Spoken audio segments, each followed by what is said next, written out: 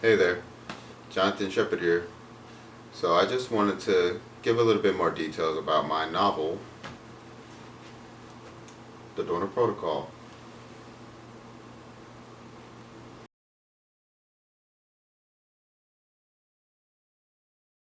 That was the second proof. The hardback and paperback final, uh, the final versions are in the mail.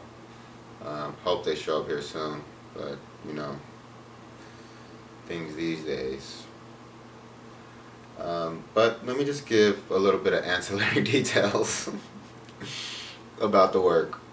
So the page count, 443 pages. The novel is going to stay the same no matter what version you get, hardback, paperback, or the redacted version, which is going to be the version that released June 7th. That's the only version that's going to be available after June 7th. Or actually no. The unredacted version will be available in paperback and in hardback, but you're not going to want to pay that price. But they still will be available though. But again, you're not going to want to pay that price. Maybe you will. Hopefully you do actually do it. But so the page count for the base novel is 443 pages. Manifesto is 42 pages. The language is English, Spanish, some Irish, Korean, and Scottish. So don't feel alienated by the language. Just get your translator app out and look it up. It'll be beneficial to you, and it'll help you, get to know the characters better, I think, and understand them better. And then also, I think it helps build the world. I'm trying to do something with the language thing where all people kind of understand each other a little bit, but we'll see how it goes off. But those are the languages that are in the novel, specifically English and Spanish. A lot of Spanish as the other language. The genre is science fiction. That's the big genre. But also I would say it's a dark comedy and a black comedy. I definitely want to take advantage of a comedic license. Hopefully people laugh at it. If not, so be it. But there's action adventure. There's also some occult and magic in there. So I tried to meld all those things together. I think I did a pretty good job, but that's just me judging myself. And I'm actually proud of my work, so that's actually my therapist would probably be like, yeah. So anyway,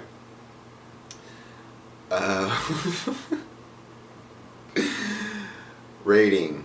So the language is geared toward my sensibilities, mine. So I apologize. I don't mean to offend anybody, but it's my sensibilities, not yours. I'll talk more about that. This is more about audience in a minute. But if I were to rate this and be honest with myself and with the world, I would say rated R. NC-17 if you're going to make the movie, my version of the film, of this novel. That is to say though, ratings, I don't know. I wouldn't put a rating on a novel. I've never picked up a novel and had a fucking trigger warning or a fucking rating on it. And I've read some pretty intense novels.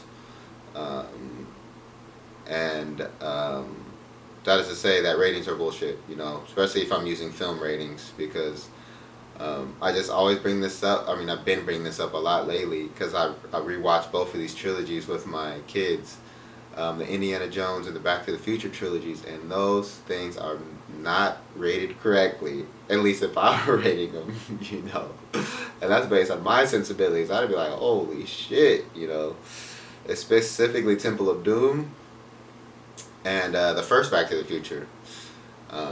Those two are like, holy shit, But they're not super bad, but PG is a little bit too relaxed. But that's just to say that ratings are kind of nonsense and arbitrary and are based on sensibilities and based on protecting maturity, I think. So that's why I think, let me say this. I would say college aged people mature people. People ain't no pussy motherfuckers. I'll say that. No pussy motherfuckers. How about that? Audience is black folks. All my work is black folks audience. That's one thing I think that we have to start doing is I try not to be so explicit with that. Even though my work does. Even the title of it, the Dorner Protocol, you know, it's about Chris Dorner. So of course you know where I'm leaning. But my audience is always black folks. But that is to say, like, we should be able to create things and not always be explicitly, you know, oh, this is the white man's sidewalk. Oh, this is, you know, always like harping on like our blackness, you know, as, you know, some sort of burden on our condition, you know, when we can just be black people acting, you know, without like just always announcing it in one of these kind of caricaturized, I guess, sorry, ways. You know, I could just be a nigga, like I could just be a crazy nigga, you know, like a crazy black man. And you'll see in the novel, you know, I'll try to see. That's why I want people to read it, you know. But anyone, that is to say too about audience, and that's what I was saying about my sensibilities and audiences.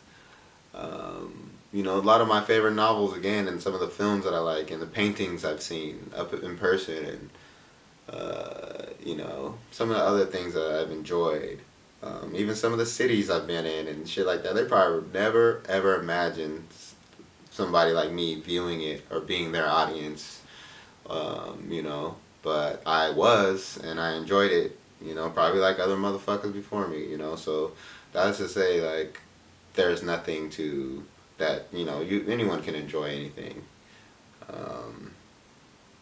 But black folks are black folks, black people, specifically the black folks from slavery in America, who came from slavery, out of slavery in America,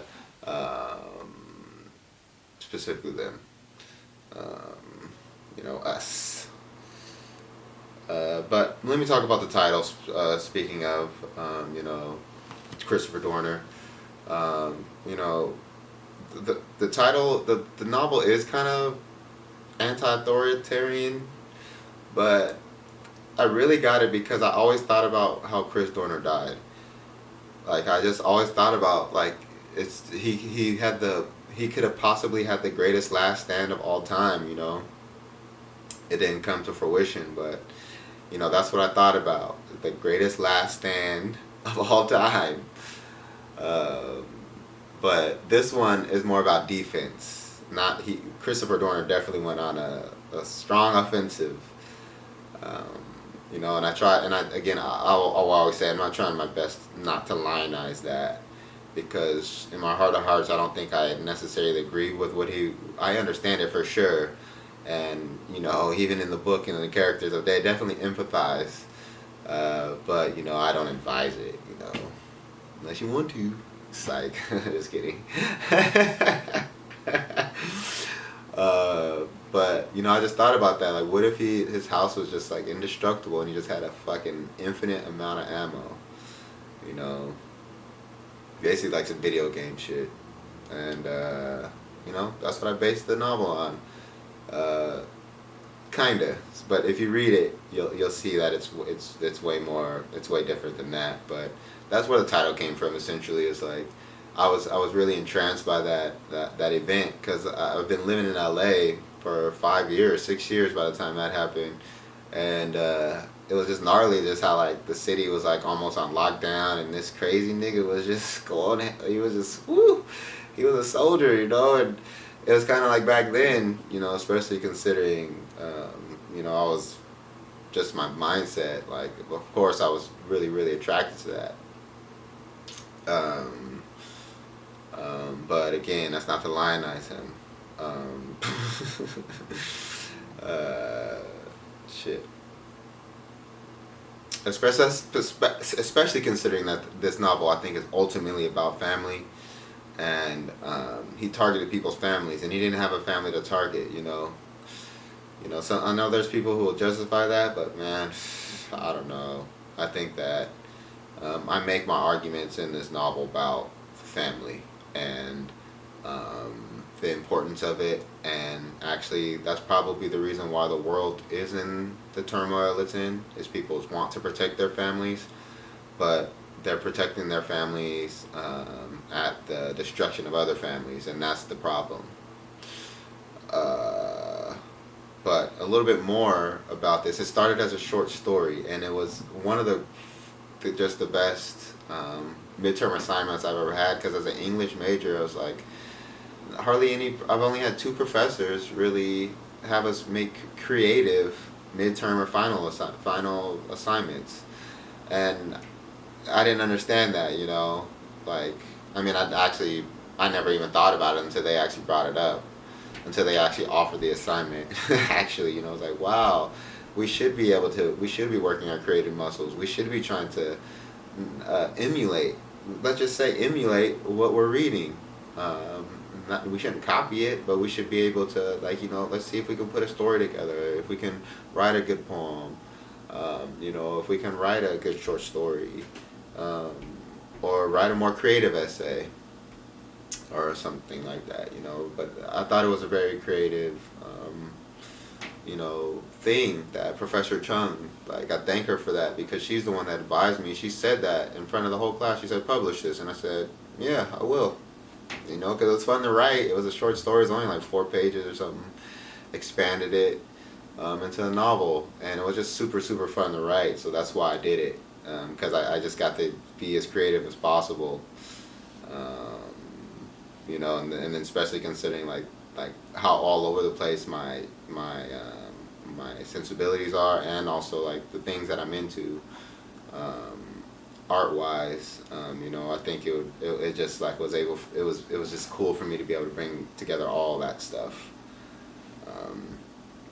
But the plot, let me talk about the plot.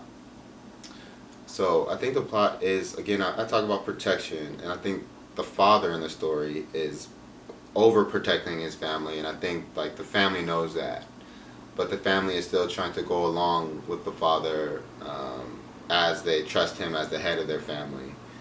But that doesn't necessarily go as planned, and the family does get into a lot of trouble and mischief based upon a lot of hubris and drunkenness and emotions.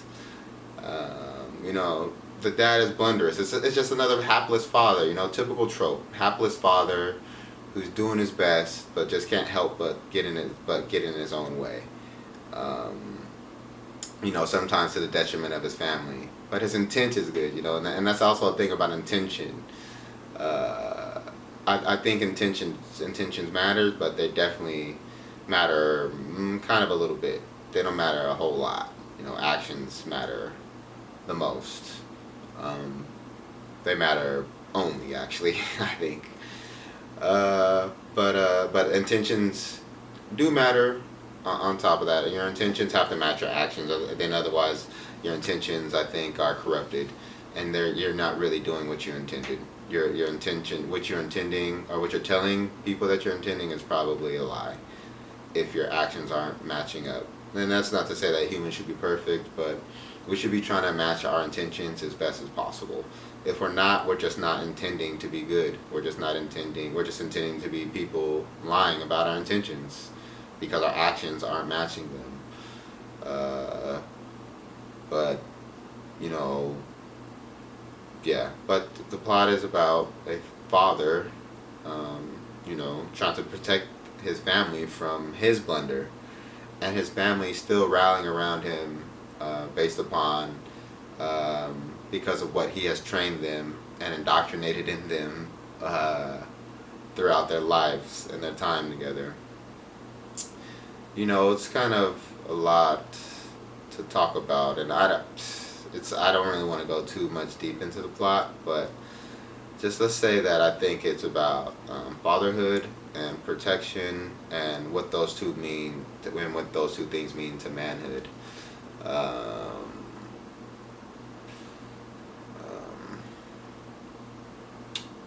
Yeah, I mean, I don't really have anything else.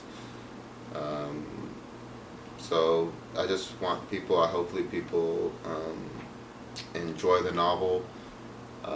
It's coming very, very soon. June 7th it'll be here. You can pre-order now till May 31st to get the unredacted version. You can get that at baththoughtspublishing.com for the price that's listed there. Thank you. Let's see what the fuck else.